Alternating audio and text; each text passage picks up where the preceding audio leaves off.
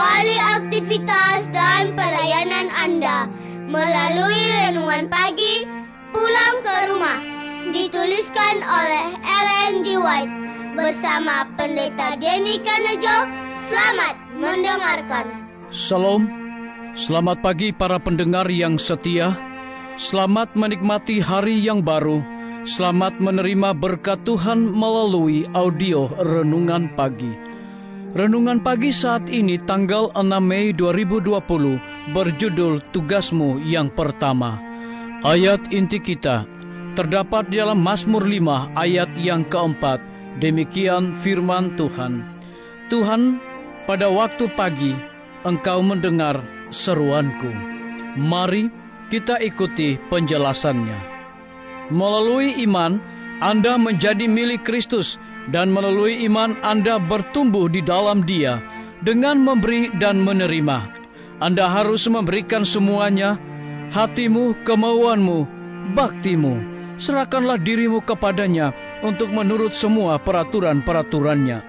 Lalu Anda harus mengambil semuanya, Kristus, berkat-berkat yang penuh, supaya tinggal di dalam dirimu, menjadi kekuatanmu, kebenaranmu, pembantumu yang abadi, supaya memberi Anda kuasa menurut. Serahkan diri kepada Tuhan pada pagi hari. Jadikanlah ini tugasmu yang pertama. Biarlah doamu seperti ini. Ambillah aku ya Tuhan, jadilah milikmu sepenuhnya. Kubentangkan semua rencana-rencanaku di kakimu. Gunakanlah aku hari ini berbakti padamu.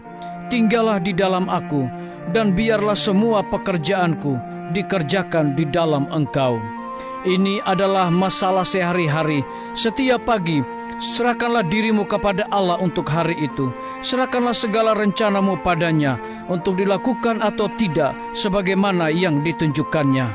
Dengan demikian, hari demi hari, Anda dapat menyerahkan hidupmu ke dalam tangan Tuhan, sehingga hidupmu dibentuk hari demi hari seperti kehidupan Kristus.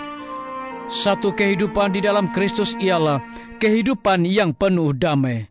Mungkin tiada kegembiraan yang meluap-luap, namun harus ada satu pengharapan yang teguh, penuh damai. Pengharapanmu bukanlah di dalam dirimu sendiri, melainkan di dalam Kristus.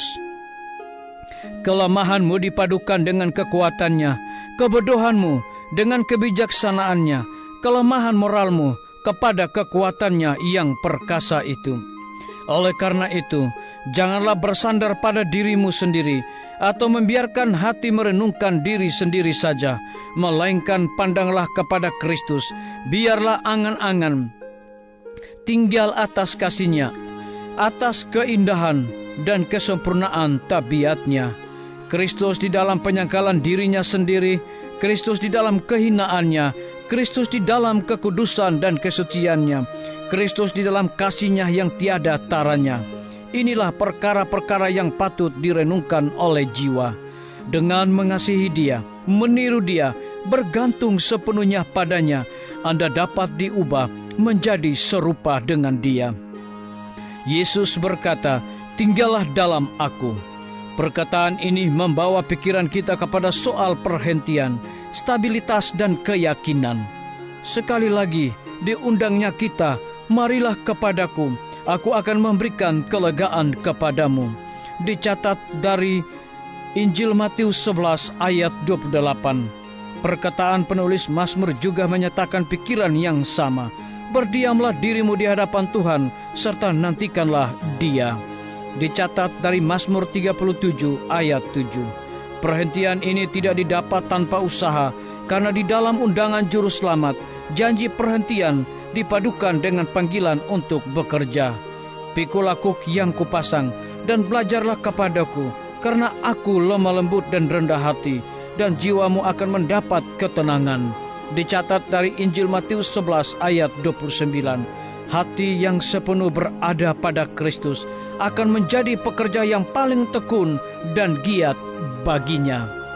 Disalin dari buku Kebahagiaan Sejati, halaman 79 dan 80. Saudara-saudaraku, para pendengar yang setia dimanapun Anda berada saat ini, semoga firman Tuhan hari ini akan menjadi berkat rohani bagi kita semua dalam melakukan aktivitas kita masing-masing. Saya mengajak semua para pendengar yang setia untuk berdoa bersama-sama.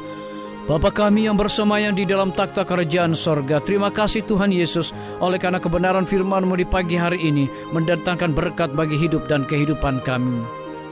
Saat ini hamba berdoa bagi pimpinan-pimpinan organisasi gereja Tuhan, dari tingkat yang tertinggi sampai kepala jemaat-jemaat, bahkan seluruh gembala jemaat.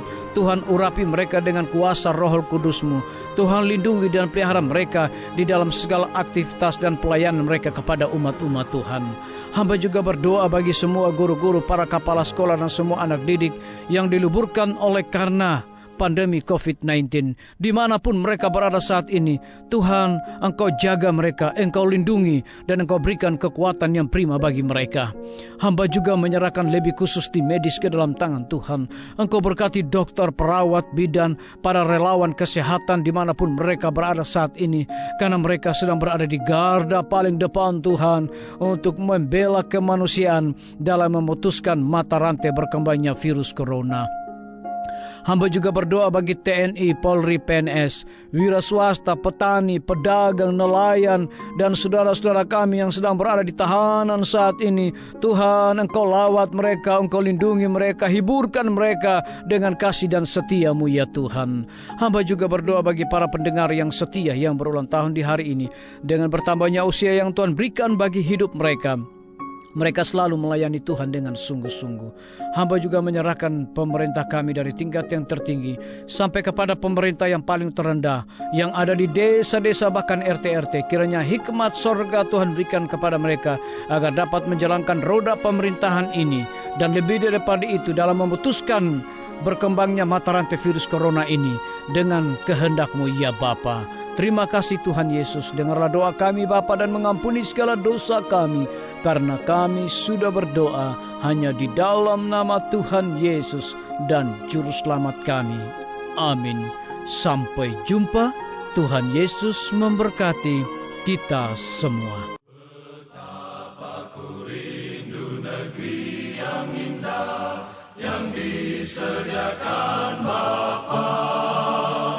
Sana orang saleh memuji Tuhan, di surga senang kekal.